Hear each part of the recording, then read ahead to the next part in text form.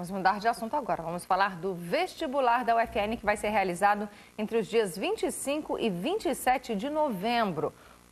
E quando o assunto é a prova de português, as questões de literatura podem fazer a diferença. Para facilitar o aprendizado dos alunos, os professores apostam até na criatividade. Nesta turma de literatura de um cursinho preparatório para o vestibular, o professor entra na sala assim, vestido de uma forma bem diferente do tradicional. No começo da aula, luzes apagadas, olhos fechados. Com música, ele conta a história de uma das obras que vão ser cobradas no vestibular deste ano, Capitães de Areia, de Jorge Amado. Isso explica a roupa do professor Josivan. É uma referência aos meninos de rua do livro.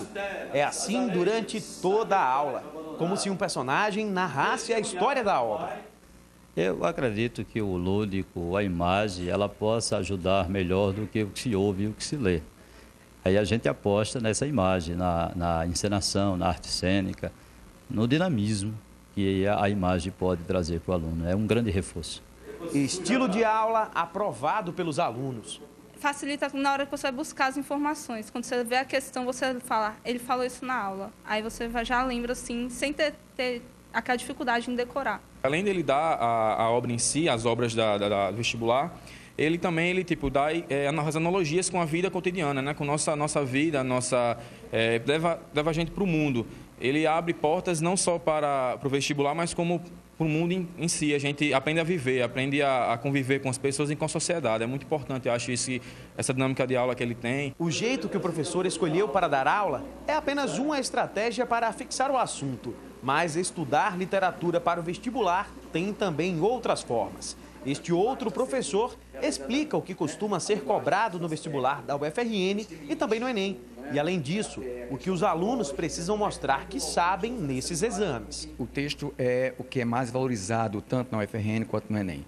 Em cima desse texto, a leitura dele, a análise linguística dele e buscar exatamente saber qual a intencionalidade desse autor no momento em que ele escreve essa obra. Então, o momento histórico acaba sendo importante para a gente. Então, o aluno ele tem que recorrer ao texto e à sua contextualização. Neste ano, 5 livros são leitura obrigatória para o vestibular da Universidade Federal. Crônicas de Origem, de Câmara Cascudo, A Rosa e o Povo, de Carlos Drummond de Andrade, Capitães de Areia, de Jorge Amado, O Santo e a Porca, de Ariano Suassuna e Antologia de Contos, de vários autores. O Jorge Amado é a grande vedete, a grande estrela do vestibular deste ano pelo seu centenário, né? Então, trabalhar Jorge Amado no tocante à questão social da obra e, ao mesmo tempo, lírica, a obra é muito lírica, a obra é muito sentimental, como também muito política. Colocar em segundo plano Contos Prazeres Contemporâneos, de segundo lugar, na verdade, né? Porque são contos fortes, são contos contemporâneos, né? Tem que ser lido, né? Não pode se pegar resumo desses contos, não se tem como fazer isso, tá? E depois as demais obras, como Santo e a Porca, que já está aí no 3º ano, né?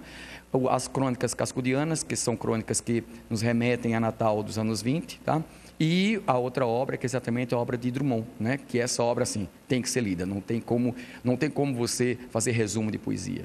O professor alerta para algumas estratégias que os alunos costumam tomar, mas que oferecem riscos. Esse é o caso dos resumos encontrados na internet, por exemplo. É importante que o aluno leia a obra, certo? Filmes e peças são livres adaptações, certo? Então, muitas vezes, o autor, o diretor, na verdade, ele diverge um pouco daquela intencionalidade do autor. Então, o que pode acontecer é que há uma superficialidade no tema abordado. E o que o vestibular quer, ou o Enem quer, na verdade, é um aprofundamento naquela parte textual, naquele pensamento da personagem que, muitas vezes, o cinema é uma peça